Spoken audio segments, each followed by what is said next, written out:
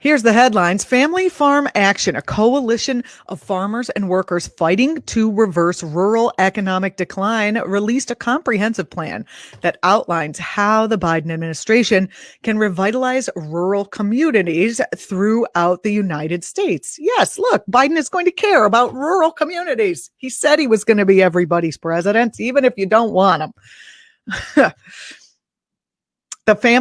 So here you go. Along with 16 other organizations who endorsed the plan, Family Farm Action pointed out that our food system is the key intervention point to bring about a more inclusive economy that addresses discrimination and respects our land, natural resources, and neighbors here and around the world. The revitalization plan argues that today, a handful of corporations and their CEOs have the power to dictate who gets to farm, what they get to farm, and who gets to eat. Crazy, right? If rural America is to be a thriving hub of economic opportunity for all, we must do more to end the stranglehold monopoly corporations have over our rural economies and bring on the end to the wealth gap that still exists.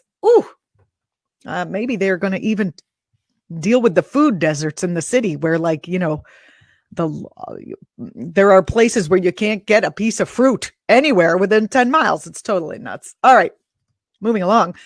A federal judge delivered another blow to Donald Trump and a win for immigrants' rights activists. Over the weekend, Judge Nicholas Garaufis, let me get that right, Garaufis, credit where credit is due.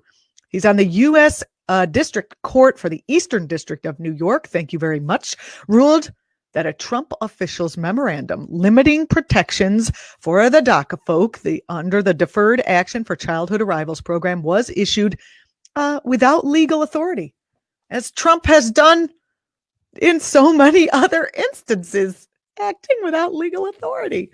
So basically that memo is invalid. Hooray! The National Immigration Law Center said in a statement, "This is a victory for our courageous plaintiffs, the DACA eligible youth across the country, and all our communities. Immigrants' rights advocates are calling on President-elect Joe Biden to reverse all of Trump's nativist policies and also provide swift relief and a path to citizenship for millions of undocumented families across the country." Something we can look forward to as Biden takes office in January.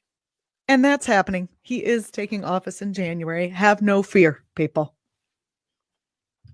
Environmental and indigenous activists are celebrating a decision from Michigan's Democratic Governor Gretchen Whitmer to shut down a pair of oil and natural gas pipelines that currently run underneath the two Great Lakes.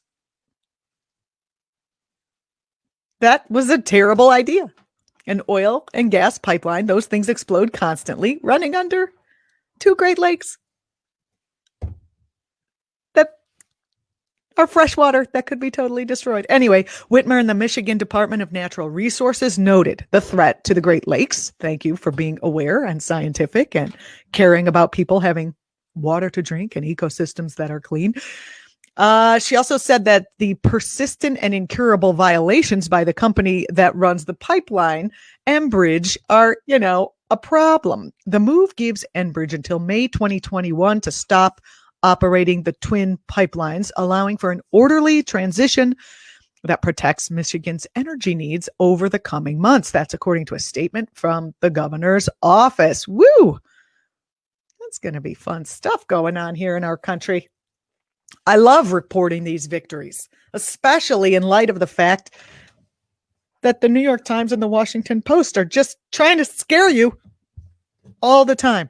Where else are you going to go? You have to come to ACT.tv. Amid a flurry of new campaigns and initiatives launched in the wake of President-elect Joe Biden's victory last week, a pair of Democratic congressmen who are both decades-long union members are launching a labor caucus. How great is that? To advance the agenda that centers on the needs of working families. Ooh, I want to get involved in that. Can I do that? I have been wanting to help these Congress people to be aware of how difficult it is to raise children in this country. They need children. Don't these corporations need your children to work for them at some point?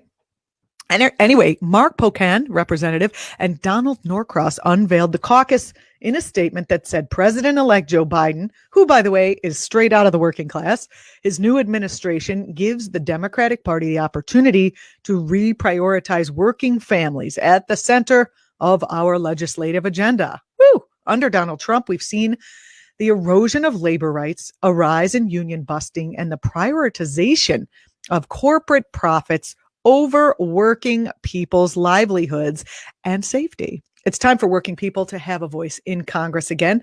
I thought the Democratic Party on the whole was supposed to be the voice of the working people, but I guess that was a pipe dream from a long time ago, even if they were doing it then.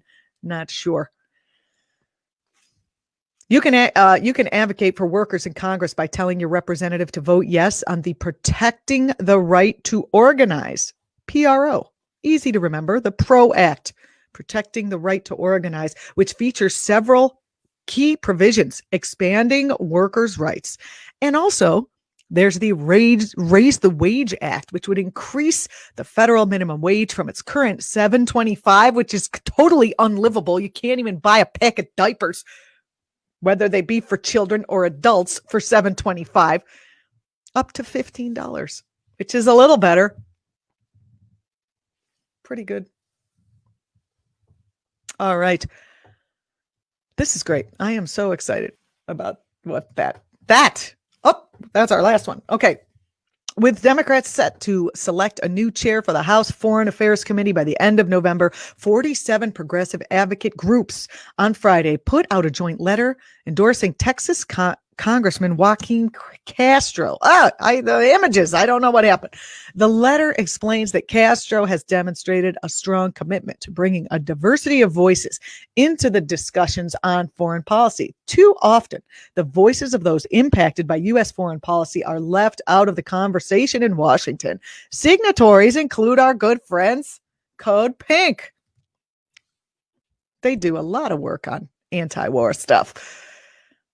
Also, if not now, Jewish Voice for Peace Action, Justice Democrats, Peace Action, and the Sunrise Movement, they praise Castro's commitment to support war powers reform legislation that would appropriately strengthen Congress's role in authorizing and overseeing the use of force. And those are the progressive headlines for today, Monday, November 16th. If you're watching on YouTube, don't forget to subscribe to our channel, hit the little thumbs up, and even maybe the bell if you want to know exactly when the headlines come out. And if you like the way we do headlines, I'm not saying there's not scary things happening. I'm saying that it's important to also recognize that there are positive things happening. I'm Julianna Forlano. You can find me on Twitter at Julianna Forlano. Thanks for watching.